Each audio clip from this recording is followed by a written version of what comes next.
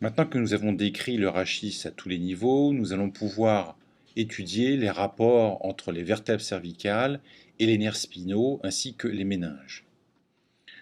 Le foramen vertébral abrite la moelle épinière. Celle-ci se termine en général en regard de L1 ou L2.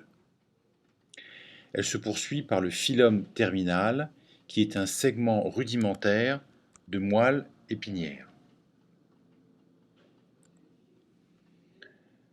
L'épimère est intimement adhérente au système nerveux central. Elle va entourer le phylum terminal.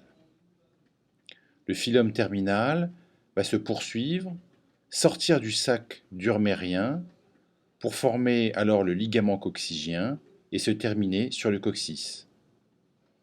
Le ligament coccygien est cette partie du phylum terminal entourée par la durmère. La moelle épinière représente deux renflements, un renflement cervical et un renflement lombaire qui correspond à la naissance de plexus. En moyenne, la moelle épinière occupe les trois quarts supérieurs du canal vertébral, le quart inférieur du canal vertébral, en dessous de la vertèbre L2, est occupé par le phylum terminal et les racines de la queue de cheval qui correspondent aux quatre derniers nerfs spinaux lombaires et aux nerfs spinaux sacrés. Il est important de comprendre que la moelle épinière et la colonne vertébrale n'évoluent pas de la même manière, la colonne vertébrale étant sujette à une croissance beaucoup plus rapide que la moelle épinière. Il va donc y avoir un décalage entre la sortie des nerfs spinaux de la moelle, qui est la sortie réelle, et la sortie des nerfs spinaux des foramen intervertébraux, qui est la sortie apparente. C'est ce que l'on voit sur cette reconstruction. La sortie réelle est la sortie des racines du nerf spinal de la moelle épinière, et la sortie apparente est celle que l'on voit ici et là, et qui correspond à la sortie apparente. La classification des nerfs spinaux se fait à partir de cette origine apparente. Du fait de cette croissance différentielle entre la moelle et la colonne vertébrale, eh bien, il va se produire une inclinaison progressive des nerfs spinaux. On voit que ceux-ci sont presque horizontaux à hauteur du rachis cervical, puis ceux-ci ont tendance à s'incliner pour devenir pratiquement verticaux pour les racines lombaires et sacrées. En moyenne, il existe un niveau de décalage entre sortie réelle et sortie apparente au niveau cervical, deux niveaux osseux au niveau dorsal et trois niveaux osseux au niveau lombaire. Il existe 33 vertèbres et au total, on note 31 paires de nerfs spinaux. Il y a 8 paires de nerfs cervicaux, 12 paires de nerfs thoraciques, 5 lombaires, 5 sacrés, 1 coccygien.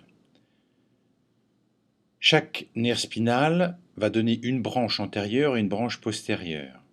Les branches postérieures vont se distribuer aux muscles latérovertébraux et les branches antérieures, celles qui sont représentées sur ce schéma, vont se rassembler avec d'autres branches antérieures pour former des plexus.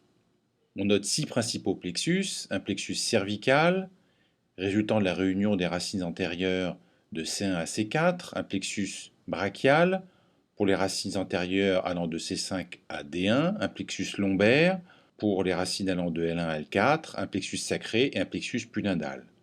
Entre le plexus brachial et le plexus lombaire, les nerfs spinaux ne forment pas de plexus et vont se poursuivre avec les nerfs intercostaux. Alors le premier nerf spinal, cervical, naît entre l'os occipital et la première vertèbre cervicale, l'atlas.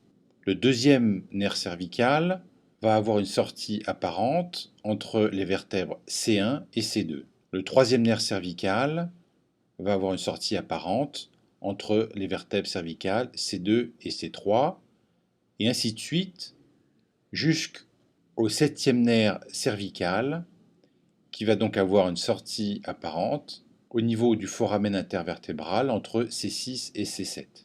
Par convention, on a créé un huitième nerf cervical, alors qu'il n'existe que 7 vertèbres cervicales, qui a une sortie apparente entre les vertèbres C7 et D1 ou TH1. Il y a donc 7 vertèbres cervicales et 8 nerfs cervicaux.